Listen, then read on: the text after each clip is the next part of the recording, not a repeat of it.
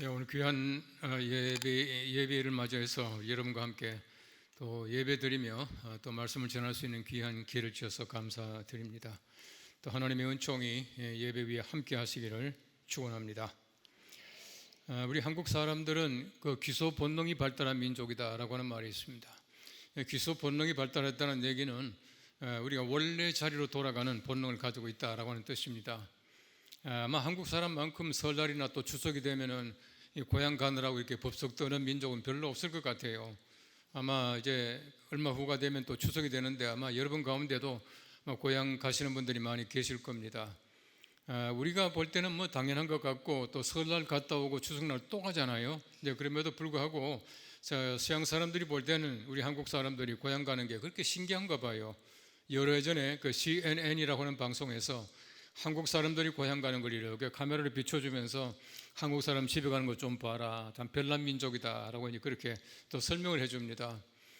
우리는 고향 가는 것을 아주 당연시 생각하지만은 사실은 서양 사람들은 별로 고향 가는 것을 즐겨하지도 않고 또 그런 본능이 없어요. 우리는 원래 자리로 돌아가는 그 귀소 본능을 가지고 있는데 우리의 삶뿐만 아니라 우리의 언어, 우리의 말 가운데도 보면은 원래 자리로 돌아가는 바로 우리가 언어가 굉장히 많이 있습니다. 여러 해 전에 우리 교회에 그 미국 여자 목사님이 한 번 와 계셨어요. 우리 교단이 여성 안수가 되기 전이기 때문에 제가 이제 우리 교회 모셨습니다. 또 우리 다른 교회는 또 받아들이기가 조금 이게 안 좋은 것 같아요. 그런데 그 린다라고 하는 목사님인데 그 린다 목사님한테 한 번은 제가 그런 얘기를 했습니다. 린다 목사님, 당신들과 미국 사람들은 참 이상한 사람들입니다. 왜 올라가는 기계를 타고 왜 내려갑니까? 그렇게 말하니까 무슨 말인지 못 알아들어요. 그래서 제가 설명을 해줬죠. 그 엘리베이터 하면은 올라간다는 뜻입니다. 그 엘리베이터 하면 올라가는 거고, 엘리베이션 하면은 해발, 고도라는 뜻이고요. 엘리베이터를 하면은 올라가는 기계잖아요. 그렇죠? 올라가는 기계인데 그걸 타고 내려가거든요. 그 우리말은 보십시오. 얼마나 정확한지 몰라요. 우리말은 물론 이제 한자로 이렇게 조합한 말입니다만은 승, 강기, 올라갔다 내려오는 기계예요. 우리는 올라가도 괜찮고 내려가도 괜찮은 기계가 승강기 아닙니까? 아마 여러분 그 가정에 그 서랍장 보십시오. 서랍장. 이 서랍장이 있는데 이 서랍장을 영어로 말하면 그 drawer, 이 drawer라고 하는 말은 빼내다는 뜻이거든요. 이 drawer 하면은 빼내는 것. 우리 한국말 보십시오. 진짜 재미있어요. 빼다지. 또 닫잖아요. 우린 뺐다가 다시 닫는 게 이 서랍장이에요. 우리가 모든 것이 다시 원래대로 돌아간다라고 하는 그 습관을 가지고 있는 우리들인데 우리가 어디로 돌아가느냐라고 하는 거죠. 제대로 돌아가야죠. 엉뚱한 데로 가지 말고 제대로 돌아가야 됩니다. 그래서 우리가 본래 자리로 돌아간다라고 하는 그 의미가 우리 기독교인들에게 어떤 의미가 있을 것인가라고 하는 것은 굉장히 중요하고 또 우리 삶의 목적이라고 볼 수가 있어요. 여러분 야구 좋아하세요? 야구를 좋아해야 됩니다. 여러분들 오늘 이후로 야구를 좋아하시기 바라고 또 우리 저녁 되면 이제 야구 하면은 한 번씩 보시고요. 여러분들이 어떤 팀을 응원하든지 그런 관계 없고 야구는 즐길 수 있어야 돼요. 야구를 저는 아무리 봐도 야구라고 하는 것은 정말 우리가 하나님의 거룩하신 나라 천국 가는 그 순례길과 어쩜 그렇게 말이죠 쏙 빼닮았는지 모르겠어요. 제가 볼 땐 야구라고 하는 것은 예수 잘 믿는 사람이 만든 경기임에 분명합니다. 왜냐하면은 야구의 규칙이나 야구의 요구나 모든 걸 볼 때는요 우리 예수 믿는 사람들이 하나님 나라 가는 그대로를 얘기하고 있어요. 야구를 잘 보시면은 야구라고 하는 것은 정말 재미있습니다. 그래서 야구를 여러분 잘 보시면은 천국 가는데 아주 쉬워요. 야구 몇 사람이 합니까? 아마 여러분 속으로 지금 9사람 그러고 앉았죠? 9사람 절반만 맞아요. 말하자면 정확하게 말하면 이게 맞는 말이 아니에요. 야구라고 하는 것은 수비는 9사람이 하지만은 공격은 혼자서 해요. 9사람이 한꺼번에 몽둥이 들고 나오는 거 아니잖아요. 수비를 9사람이 하지만은 이 공격은 항상 혼자서 해요. 다시 말하면 9대1의 경기입니다. 축구를 잘 보시면 11대11이에요. 농구를 보시면 5대5예요. 대부분의 우리 경기라고 하는 것이 수비와 공격의 숫자가 같아요. 그런데 야구만은 9대1입니다. 야구는 단체 경기인 동시에 철저하게 개인 경기예요. 우리 예수 믿는 사람들이 하나님의 나라 가는 모습을 보시면은 철저하게 단체 경기인 동시에 개인 경기입니다. 우리가 하나님 나라 갈 때까지 우리 교회라고 하는 이 소위 말하는 단체 경기, 우리 집단이 얼마나 중요합니까? 교회는 정말 중요합니다. 왜 중요하냐 하면은 여러분들의 신앙의 모체가 교회예요. 교회를 통해서 우리가 신앙을 얻고요, 교회를 통해서 우리가 신앙생활을 하면서 성도의 교제가 가능하고요, 교회는 굉장히 중요합니다. 그래서 천주교회에서는 뭐라 그러냐면은 교회 밖에는 구원이 없다라고 말할 만큼 교회는 굉장히 중요해요. 우리가 마찬가지입니다. 좋은 교회, 얼마나 좋은 교회입니까? 얼마나 중요한 교회입니까? 정말 중요하거든요. 이 교회 생활을 잘 하셔야 돼요. 그런데 잘 보시면은 좋은 교회 때문에 내가 구원받는 거 아니잖아요. 교회가 아무리 좋다고 하더라도 내가 예수님과 일대일의 관계, 예수님을 나의 구주로 믿는 거예요. 여러분, 예수 믿는다라고 하는 말이 무슨 말입니까? 예수 믿죠? 예, 믿습니다. 예수 믿는다는 말이 무슨 말입니까? 잘 모르겠는데요. 이런 분들이 많이 계셔요. 이거는요, 여러분들이 생각을 안 해서 그래요. 예수 믿는다는 말이 무슨 말이냐 하면은 예수를 나의 구주로 믿는다라고 하는 말의 준말입니다. 준말이에요. 바꿔 말하면은 예수님을 내가 내 개인의 구주로 모시는 것, 이것이 바로 구원받는 길이고 믿음이라고 하는 것이에요. 단체 경계가 아닙니다. 철저하게 구원은 개인 경계예요. 예수 그리스도가 뭐예요? 예수 그리스도. 예수 그리스도는 뭐냐 하면요, 예수님은 구원자이시다라는 뜻입니다. 그리스도이시다. Jesus Christ라고 하는 말은 Jesus is Christ인데 이 is를 빼고 나니까 Jesus Christ가 되는 거예요. 아주 쉬운 말이죠. 자, 어쨌든 보십시오. 우리 예수 믿는다라고 하는 것은 우리가 단체 경기인 교회 생활과 더불어서 예수님을 내가 나의 구주로 믿는 바로 이 개인적인 믿음, 이것으로 말미암아 구원받는 것이에요. 그렇기 때문에 우리 순례길이라고 하는 것은 철저하게 단체 경기인 동시에 개인 경기입니다. 야구가 그렇다는 얘기예요.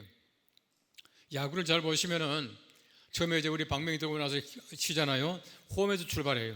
홈에서 출발해서 1루, 2루, 3루 갔다가 홈에 들어오면은 이제 그 점수가 나요. 그 잘 보시면 야구는요, 철저하게 출발점이 홈이고요, 결승점 들어오는 점이 홈입니다. 우리 삶을 보십시오. 우리가 어디서 왔습니까? 어머니 뱃속에서 왔죠. 영적으로 말하면 우리 모두 다가 하나님의 나라에서 이 땅에 온 거예요. 천국에서 이 땅에 왔죠. 와서 세상 한 바퀴 돌고 다시금 우리가 어디 갑니까? 다시금 홈에 돌아가요. 그래서 우리가 본향 간다 그러잖아요. 본향이 뭡니까? 원래 고향이에요. 원래 고향으로 돌아가는 겁니다. 거기서 왔다가 거기로 가는 겁니다.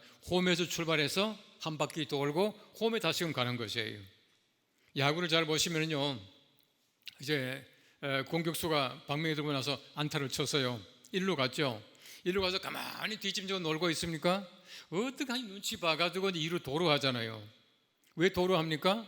어떻게 하든지 2루 빼앗고 3루 갔다가 홈에 들어가겠다라고 하는 홈에 들어가는 열정 때문에 도루하는 것이에요. 도루는 굉장히 중요합니다. 어떤 분들은 말이죠, 이 도루라고 하는 건 비신사적이다 이렇게 말하는 분이 계시는데 잘 몰라서 그래요. 도루는요 굉장히 중요합니다. 성경 말씀에도 도루가 나와 있어요. 아세요? 마태복음 11장 12절 말씀해 보시면은 천국은 침노를 당하나니 침노하는 자는 천국을 가진다 그랬어요. 그 침노한다는 말의 헬라 말의 뜻이 뭐냐 하면은 훔치다, 억지로 빼앗다, 가지다라는 뜻이에요. 바꿔 말하면은 천국은 훔치는 자가 가져간다. 그래서 도루가 필요한 거예요. 도루를 잘 하셔야 됩니다. 야구를 보시면은요, 우리가 한 바퀴 도는데 한 바퀴 도는 과정 속에서 얼마나 많은 역경이 있습니까? 그죠? 뭐 못 가게 하는 게 많잖아요. 나는 혼자 가는데 나를 못 가게 하는 사람은 9사람이에요. 9대 1로 지금 우리가 경쟁하는 겁니다. 1루와 홈에서 1루, 1루에서 2루, 2루에서 3루, 3루에서 홈까지 거리가 똑같아요. 90피트입니다. 똑같아요. 똑같은데 이 사각형이라고 하는 것이 참 의미가 재미가 있어요. 3은요 하늘의 숫자입니다. 성부, 성자, 성령. 4는 땅의 숫자예요. 동서남북. 그래서 3과 4를 곱해 놓으니까 12이 되고요, 12는 완전수 혹은 만수라 그럽니다. 성경 말씀 보시면 12이 굉장히 많이 나오나요?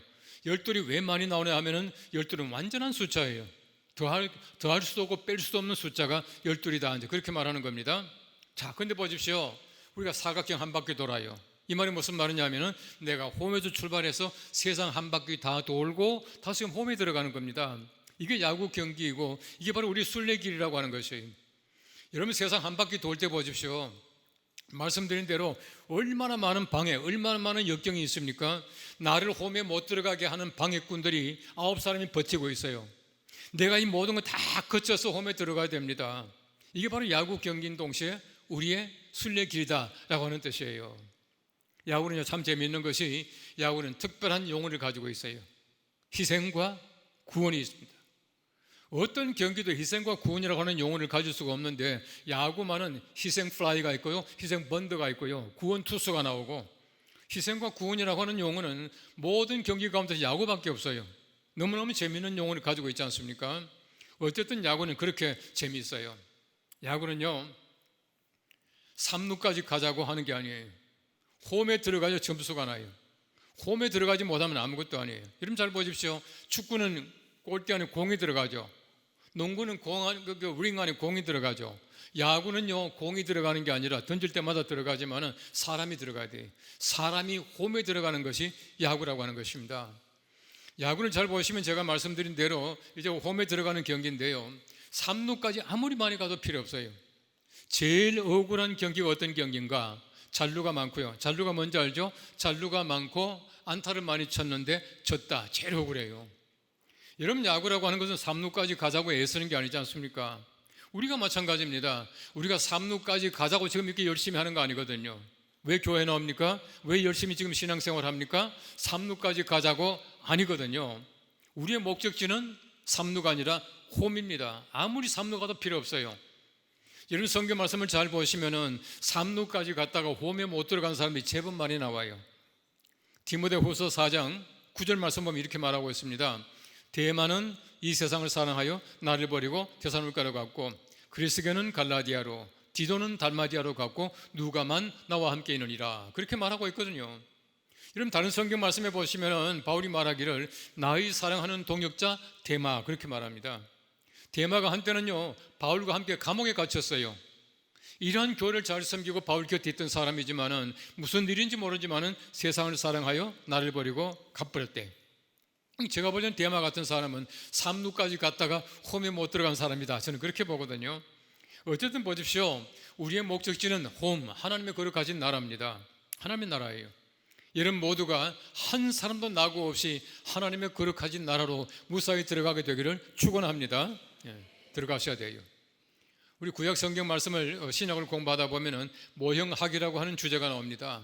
이 모형학이 뭐냐 하면은 구약에 나오는 모든 인물들과 모든 사건들은 예수님과 예수님 사건의 모형이다라고 하는 것이 모형학, 타이포로지라 그렇게 말합니다. 모형학이에요.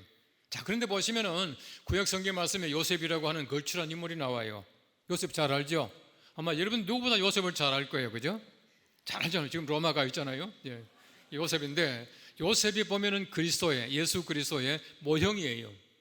요셉이요, 아버지에게 많은 사랑을 받고 이 사랑하던 그 형제들에게 팔려서 고생을 많이 해요.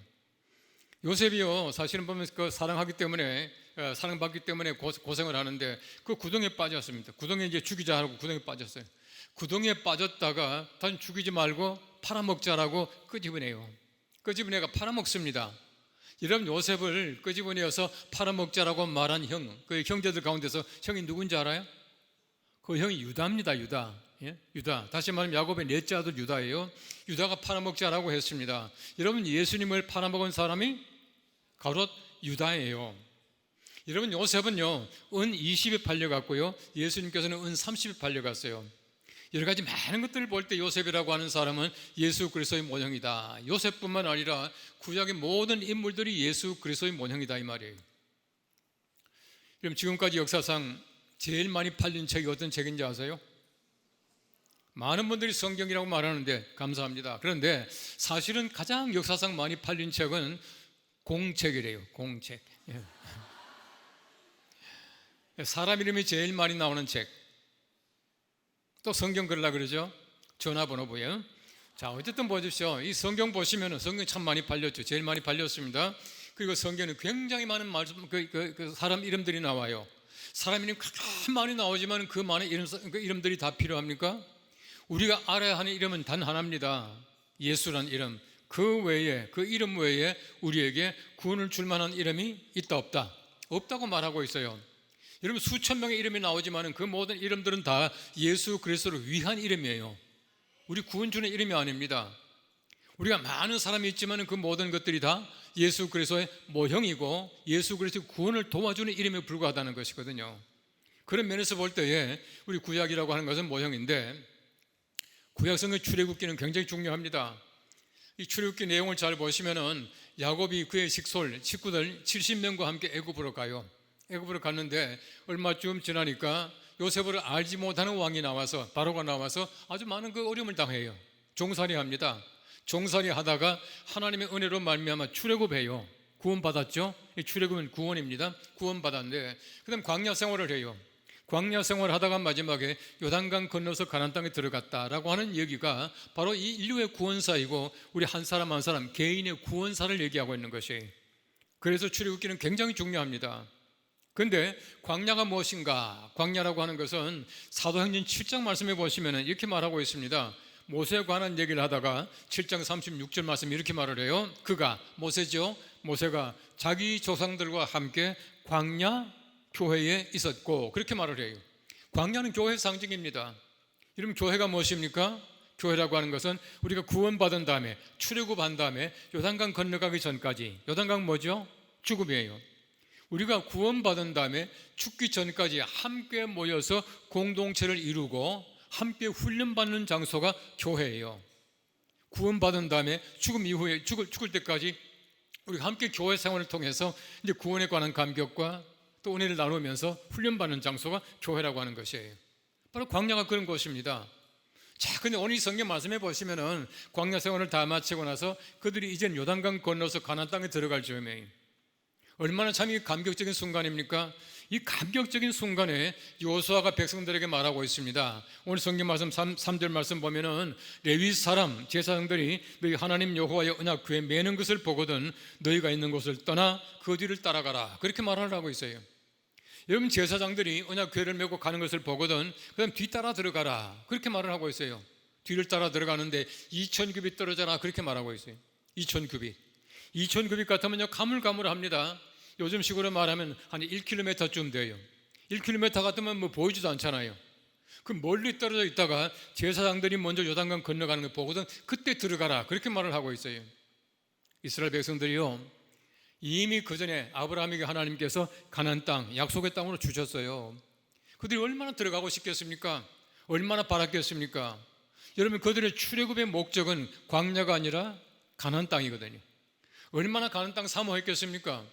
근데 하나님께서는 먼저 들어가지 말라 그렇게 말을 하고 있어요. 여러분 잘 보시면요 출애굽은 순서가 있습니까? 없습니까? 순서가 없어요. 출애굽은 순서가 없지만은 가나안 땅에 들어가는 요단강 건너가는 것은 순서가 분명히 있어요. 순서를 어기지 말라고 말씀하고 있습니다. 근데 보시면은 우리가 하나님의 거룩하신 나라 가는 모형도 마찬가지예요. 우리가 구원받는 건 순서가 없습니다. 아버지가 꼭 먼저 받고 아들이 구원받는 것이 아니라 아무나 구원받는 것이에요. 여러분 출애굽 때 보십시오. 얼마나 바빴던지 하나님께서 너희는 서서 먹어라 앉지도 말라고 말씀하세요. 먹고 빨리빨리 나가라 그렇게 말을 하고 있습니다. 순서가 없어요. 그러나 그 다음부터는 순서를 잘 지켜야 하고 가나안 땅에 들어갈 때는 절대 말씀 앞서지 말라는 얘기입니다. 그냥 괴를 앞서지 말래요. 제사장이 문제가 아닙니다. 제사장이 아니라 제사장이 맨 언약궤를 앞서지 말라 하나님 말씀을 어기지 말라는 얘기입니다. 언약궤 안에는요 3가지가 들어있습니다. 십계명 2 돌비와 만나와 또 아론의 쌍난 지팡이 3가지가 들어있어요. 이 3가지가 다 하나님의 말씀의 상징입니다. 하나님 말씀을 제사장들이 가지고 제일 앞장서 있기 때문에 절대 앞서지 말라는 얘기입니다. 1km 뒤에 떨어져 있다가 들어가라 그렇게 말할 만큼 절대 말씀 앞서지 말라요. 우리가 하나님의 거룩하신 말씀을 어기지 않고 말씀을 앞서지 않고 살아간다고 하는 것은 굉장히 중요합니다. 여러분들이 하나님의 거룩하신 나라 들어가는 과정 속에서 절대로 하나님 말씀을 앞서지 말기를 바랍니다. 여러분들이 먼저 결정해놓고 사업도 다 정해놓고 투자할 거 다 정해놓고 사람 다 만나고 나서 직업 다 구해놓고 나서 그때 하나님 앞에 떼서지 마시고 하나님 말씀을 절대 앞서지 말기를 바랍니다. 그렇게 해야 우리가 올바르게 하나님의 거룩하신 나라에 들어갈 수 있다고 하는 것을 말씀해 주고 있는 것이에요. 제가 서울 연동교회라고 하는 교회에 이제 29년 동안 제가 심호하고 은퇴해서 지금 원로 목사가 되었습니다만 29년 동안 있으면서요 제가 처음에 교회 갈 때가 42살이었거든요. 지금 생각하면 끔찍해요. 42살짜리가 말이죠. 100년 된 교회, 올해가 130주년이에요. 늙은 교회 아닙니까? 그 갔는데 처음 당회 때 제가 그런 얘기를 했어요. 저는 세 가지는 절대 양보하지 못합니다. 첫째는 하나님의 말씀에, 하나님 말씀보다 절대 앞서지 못합니다. 말씀대로 해야 됩니다. 둘째는 우리 대한예수교 장로회, 우리 헌법입니다. 우리 대한예수교 장로회 헌법이라고 하는 것은 우리 산하의 모든 교회들이 다 지켜야 될 우리가 그 법칙입니다. 절대 우리가 앞서지 못합니다. 세 번째는 우리 교회가 100년이 됐는데 우리 교회가 가지고 있는 좋은 전통을 마음대로 바꾸자 그러지 마십시오. 바꾸지 않습니다. 이 세 가지 외에는 제가 다 양보합니다. 그랬어요. 그리고 또 한 가지 얘기를 했죠. 성경 보니까 제사장이 제일 앞에서 말씀을 가지고 가고 그다음 백성들이 뒤에 따라왔는데 제가 하나님의 말씀과 함께 제가 앞장서 간다면은 우리 장로들, 우리 모든 교인들이 다 뒤따라 들어오십시오. 만일에 내가 하나님의 말씀을 벗어버리고 내 마음대로 가거든 언제든지 따라오지 마시고 말리십시오. 그렇게 말을 했어요. 제가 29년 동안 연동에 심호했지만은 제가 하는 일에 우리 장로님들이나 우리 교회에서 말리지 않았어요. 왜냐하면 저는 말씀대로 살아갔거든요. 말씀 보면서 제가 모든 계획을 세웠거든요. 우리가 말씀을 따라간다고 하는 것이 얼마나 중요합니까? 그렇게 해야 우리가 무사하게 하나님의 거룩하신 나라 들어갈 수 있다라고 하는 것을 얘기해 주고 있어요. 하나님 말씀은요, 예나 지금이나 변함이 없는 줄로 믿으시길 바랍니다. 절대 변함이 없습니다. 1.1핵도 변함이 없는 것이 하나님의 말씀이셔요. 얼마나 하나님의 말씀이 참 지엄합니까? 얼마나 엄격한지 몰라요. 여러분 레위기 4장 말씀해 보시면 굉장히 중요한 말씀이 나와요. 너희 가운데 제사장이, 너희 가운데 평민이, 너희 가운데 아무개가 4번 나옵니다. 나오면서 만일에 작은 계명 하나라도 범하게 되면 그들은 수양을 잡을 것이요, 수염소를 잡을 것이요, 수소를 잡을 것이요, 그렇게 말하고 있어요. 모든 백성들이 작은 말씀 하나라도 어기게 되면 양을 잡으래요, 소를 잡으래요. 여러분 잡는다는 말이 무슨 말입니까? 잡는다는 말은 죽인다는 말이에요. 내가 하나님 말씀을 잘못 어겼으면 소를 잡아야, 소를 죽여야 돼요. 왜 소를 죽입니까? 왜 양을 죽입니까? 내가 말씀을 잘못 어겼는데 왜 양을 죽입니까? 내가 죽을 만큼 잘못했다는 얘기입니다. 하나님께서요, 우리 사람들을 얼마나 사랑하시는지 말씀 하나 어겼다고 나를 못 죽이니까 대신 양 죽게 만들고 소 죽게 만드시는 것이에요. 이 말을 바꿔서 말하면은 우리가 하나님 말씀을 어기게 되면은 죽을 만큼 잘못했다는 얘기입니다. 죽을 만큼 잘못한 거예요. 여러분 그 사실을 아시고 절대 하나님 말씀 어기지 마시고 앞장서지 마시고 말씀을 잘 뒤따라가는 여러분 되시기를 축복합니다. 우리가 성경 말씀 10계명을 잘 보시면은 살인하지 말라가 나와요. 여러분 살인하면 얼마나 큰 죄입니까? 우리가 사회도 보면은 살인했다면 적어도 한 15년형은 받더라고요. 큰 죄예요. 여러분 거짓 증거하고 거짓말하는 거 예산으로 생각하잖아요, 그죠? 우리 사람들의 머릿속에 볼 때는요, 항상 보면은 중한 죄와 아주 경한 죄를 생각해요. 살인은 큰 죄고요, 거짓말은 뭐 적당히 하고 또 얼마든지 할 수 있는 것이다 라고 말할지 모르지만은 10계명을 잘 보시면은 살인하지 말라 1계명, 거짓 증거하지 말라 1계명, 똑같은 계명이에요. 바꾸고 말하면 우리 사람들의 머릿속에는요, 소위 말하는 경중이 있어요. 무거운 잘못이고 이건 가벼운 잘못이다라고 말할지 모르지만은 하나님이 보실 때는요, 살인한 것이나 거짓말한 것이나 똑같은 죄라고 하는 사실을 절대 잊지 마시기 바랍니다. 하나님의 말씀 속에는요, 경중이 없어요. 무거운 죄와 가벼운 죄가 없다는 말이에요. 하나님의 말씀을 철저하게 따르는 여러분 되시기를 바랍니다. 우리 사람들은 때때로 보면은 자의적으로 자기 생각대로 이 성경 말씀을 해석할 때가 참 많아요. 제가 이제 미국에서 공부할 때입니다만 옛날 얘기죠. 한 40년 전 얘기인데 그때 제가 심호하던 교회에 지금 아주 큰 교회가 돼서요. 지금은 한 2,000명 이상 모이는 교회인데 제가 있을 때는 그렇게는 못 모였지만은 제법 큰 교회였어요. 근데 그때 이제 우리 집사님 가운데 한 분이요, 서울공대 출신에다가 아주 성품이 좋으시고요, 사업도 잘하시고 또 내비게이터라고 하는 데서 성경 말씀을 공부해서 성경적인 지식도 있는 분이에요. 이 집사님이 한 번은 제가 신방을 갔더니 예배 마치고 나니까 목사님, 제가 목사님께 질문 하나 해도 되겠습니까? 그러더라고요. 그래서 제가 그랬죠. 아니 집사님이 목사한테 질문 못할 게 뭐 있습니까? 해보세요. 그때만 막 머리를 만지고 어색한 표정을 짓더니 이렇게 질문하는 거예요. 목사님, 신약 성경 말씀에는 11조 하나는 명령이 없지 않습니까? 11조 얘기 나오길래 머리가 띵 하더라고요.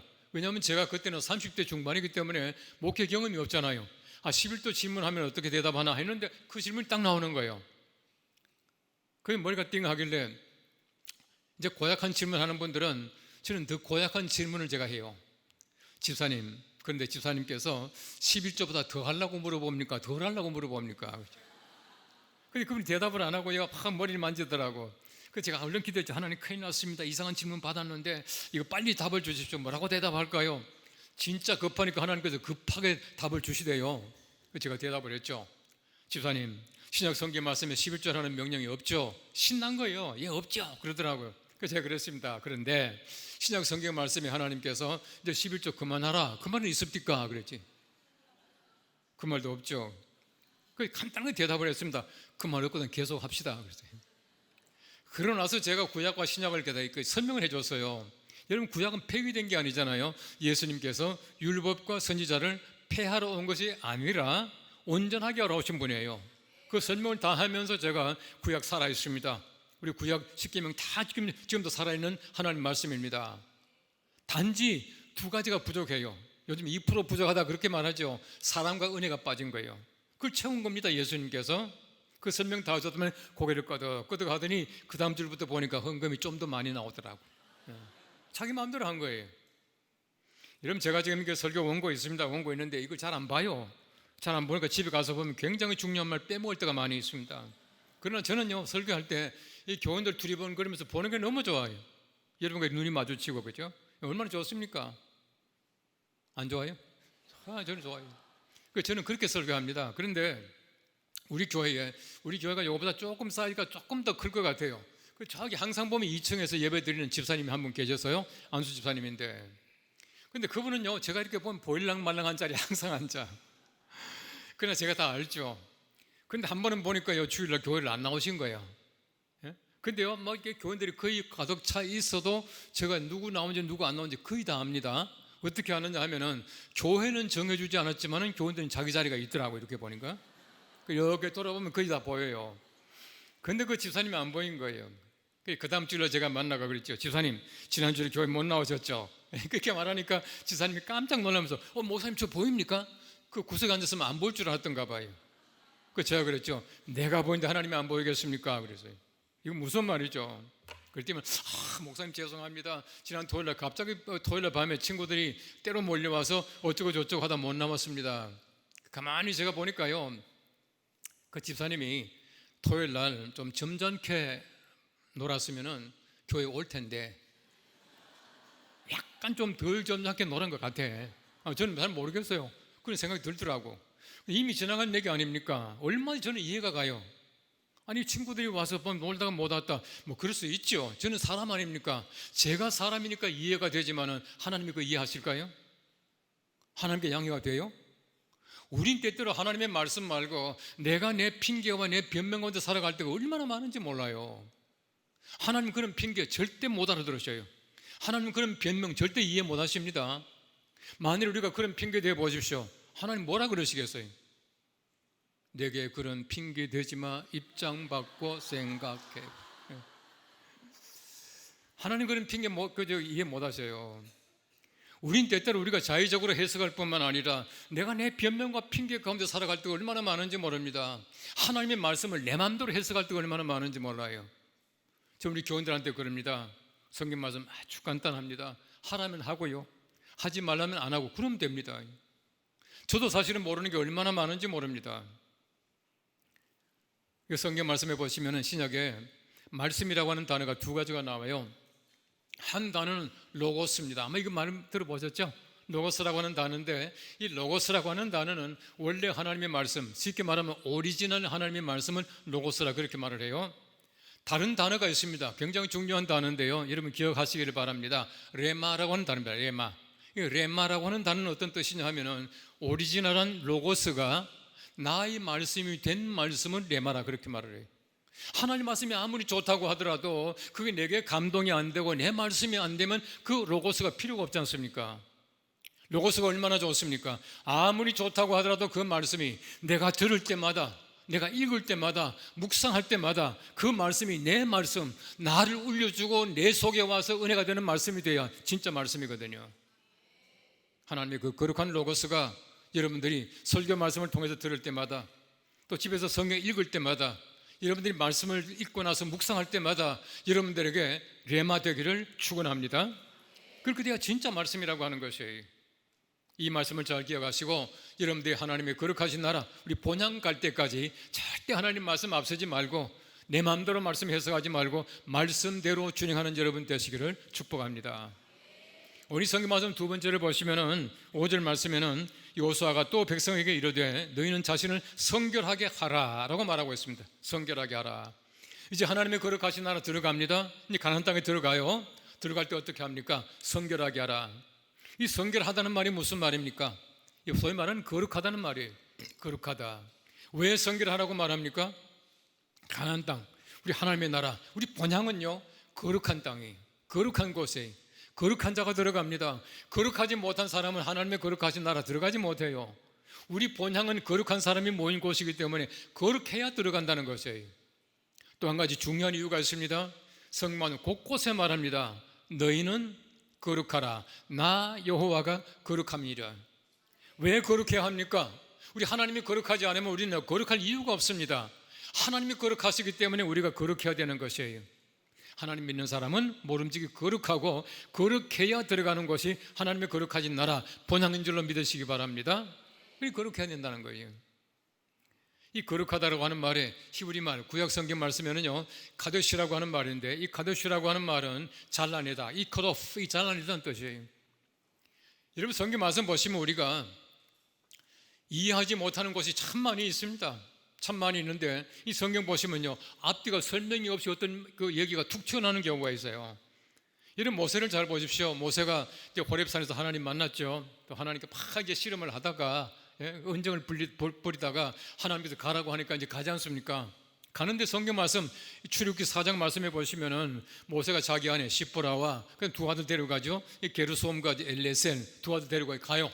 가는데 갑자기 성경 말씀에는요 앞뒤가 없이 이렇게 말하고 있습니다. 여호와께서 길에서 모세를 만나셔서 모세를 죽이려고 하셨다. 보십시오. 하나님께서 말씀하셔서 애굽으로 가는 모세를 왜 죽이려고 하세요? 그렇잖아요. 빨리 가게 하셔야지. 근데 하나님께서 모세를 죽이려고 하셨지. 왜 죽이려고 하셨습니까? 근데 답이 그 설명이 없어요. 근데 그 답이 뒤에 나옵니다. 그 모세의 아내 시보라가 얼마나 지혜로운 여인인지요. 자기 아들 게르솜을 데려다가 양피를 베요. 할례를 베풀어요. 할례를 베풀어 가지고 그 표피를 던지면서 뭐라 그럽니까? 이는 내 피난편이로다 라고 말하니까 여호와께서 모세를 살려주셨다, 그렇게 말하고 있어요. 굉장히 중요한 얘기거든요. 무슨 얘기냐면 보십시오. 모세가 하나님의 거룩한 일을 위해서 갑니다. 애굽에 가서 백성 구한다. 얼마나 거룩한 일입니까? 얼마나 위대한 일입니까? 얼마나 좋은 일입니까? 그런데 자기 아들 거룩하게 하는 그 일, 잘라내는 그 일을 하지 않았다는 것이에요. 하나님께서 원하시는 것은 그 백성을 위해서 거룩한 일을 하는 것이 아니라 먼저 내 아들, 먼저 내 자신을 거룩하게 하는, 잘라내는 것을 요구하고 계시다는 것이. 우린 저도 교회의 사명자들입니다. 여러분 세상에 나가서 얼마나 위대한 일들을 많이 하십니까? 그 일 하기 전에 먼저 내 자신을 잘라낼 것들, 내 가족을 잘라낼 것들, 거룩하게 만들어 갈 것을 만들어야 하나님께서 교회를 위한 일들, 사회를 위한 일들을, 거룩하게 일들을 담당케 하신다는 얘기예요. 굉장히 중요한 말씀을 지금 하고 있는 겁니다. 우리가 마찬가지로 쓸데없는 것들이 얼마나 많은지 몰라요. 우리 모든 사람이 다 가지고 있습니다. 여러분뿐만 아닙니다. 저도 마찬가지입니다. 이 컷오프 해야 돼, 잘라낼 것들이 얼마나 많은지 몰라요. 매일매일 잘라내야 합니다. 이런 어떤 거룩한 삶을 통해서 우리가 하나님의 거룩하신 나라 들어갈 수 있다고 말씀하고 계셔요. 신약 성경 말씀에서 거룩하다라고 하는 말은 하기오스라고 하는 말인데요, 이 하기오스라고 하는 말은 구별되다, to separate, 구별됐다는 뜻이에요. 여러분 적어도 우리 교회는 일반 사회하고는 달라요. 사람들이 모이지만은 우리가 이게 회사가 아니잖아요. 사람들이 모이지만 우리 세상의 어떤 공동체가 아니지 않습니까? 하나님의 사람들의 집단이에요. 우리가 마찬가지입니다. 우리 세상에 살아가면서 예수 안 믿는 사람과 다를 게 뭐가 있습니까? 직장 가야 되고요, 돈 벌어야 되고요, 밥 먹어야 되고요, 잠도 자야 되고요, 옷도 입어야 되고요. 우리 모든 게 똑같습니다. 다 같이 하지만 우리의 목적이 달라요. 우린 적어도 목적이 다른 사람들입니다. 왜 밥을 먹느냐라고 하는 것이, 왜 일하느냐라는 것입니다. 왜 잠을 자느냐라고 하는 것이, 우린 뭐 목적부터 달라요. 그럼 성경 말씀에 보시면 너희가 먹든지 마시든지 무엇을 하든지, 그렇죠? 무엇을 하든지 하나님의 영광을 위해서 하라 그랬어요. 우리는요, 모든 게 전부 다가 뭘 했다가 아닙니다. 밥을 먹었다가 아니에요. 우리가 무슨 일을 했다가 아닙니다. 왜 먹고 왜 하느냐라고 하는 것이. 그래서 요즘은 아니지만은 오래전에 우리 교회 홈페이지를 통해서 젊은 우리 청년들하고 이 소위 말하는 질문 주고받고 하는 그 Q&A라고 하는 그 날이 있지 않습니까? 근데 그걸 늘 답을 해줘요. 질문들이 많아요. 이 젊은 청년들의 질문이요, 올라왔다가 한 석 달쯤 지나면 꼭 같은 질문이 또 올라와요. 그러니까 이제 그 전에 질문을 못 본 거죠. 답을 못 본 거지. 젊은 사람들이 제일 자주 하는 질문이 뭘 것 같아요? 아마 여러분 가운데도 그런 질문이 있을지 몰라요. 자주 올라옵니다. 목사님, 술 한 잔 마시는 거 죄입니까? 그럼 저는 답을 써요. 아니다. 그럼 다시 또 이제 또 옵니다. 그럼 마셔도 됩니까? 그럼 또 제가 답을 하죠. 안 된다. 그럼 또 옵니다. 무슨 뜻입니까? 저는 아주 정확하게 답을 해줍니다. 성경 말씀 봐라. 먹든지, 그 다음 보시면은 마시든지 무엇을 하든지 하나님의 영광을 위해서 하라. 그럼 저는 답을 써주죠. 성경 말씀 이렇게 얘기했다. 만일에 하나님의 영광이 된다면은 왜 한 잔 마실래? 말로 퍼마셔라. 예? 하나님의 영광이에요. 우리 뭘 먹었다가 문제가 아닙니다. 우리의 목적이라고 하는 것은 하나님의 영광이고요, 내가 하는 모든 일들이 하나님께 영광 돌릴 수 있는 거룩한 사업들이에요. 우리 말이 마찬가지입니다. 꼭 같은 말을 하지 않습니까? 말을 하지만 적어도 우리의 말이라고 하는 것은 사람들에게 상처를 주고 말이죠, 사람을 갖다가 소위 뭐니까 가십하고 이게 아니지 않습니까? 우리 말을 통해서 사람들에게 용기를 주고요, 우리 말 한마디가 그들에게 전도가 되고 하나님의 사람의 모습이 되어야 된다는 거예요. 내가 전도하면서 예수 믿어 보십시오 이게 아니고, 내가 하는 말을 통해서 야, 우리 교회 나가야 되겠다. 예. 제가 이제 전도할 때 물론 이제 직접 전도하는 사람도 있지만 그렇지 않은 사람도 있잖아요. 한 번은요, 제가 이제 우리 그 고등학교 동창생인데, 제가 이제 아주 가까이 친한 친구인데, 제가 그 교회 나가자는 말을 안 했어요. 한 번은 궁금한지 우리 친구 그러더라고요. 야, 이 목사, 너 아버지도 목사고 하는데 너는 어떻게 나한테 그 교회 나오라는 한마디도 안 하냐 그러더라고요. 그래서 왜 나 보면 모르냐 그렇게 말했더니요, 어느 날 갑자기 그러더라고요.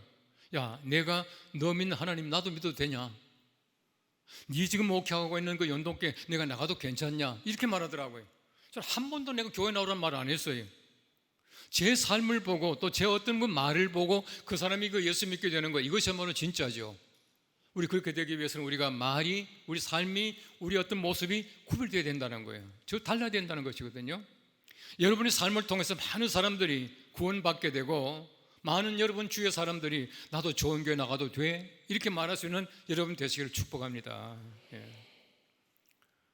여러분, 지금 이 교회 예배당 안에 있는 모든 것들이 얼마나 거룩합니까? 지금 제가 쓰고 있는 게 마이크로폰 거룩한 거고요, 피아노, 또 여기 그 신디, 또 여러분이 앉아있는 의자 자리 전부 다 거룩한 것이, 그렇잖아요. 이런 피아노에 어떤 아이가 와서 막 장난을 쳐요.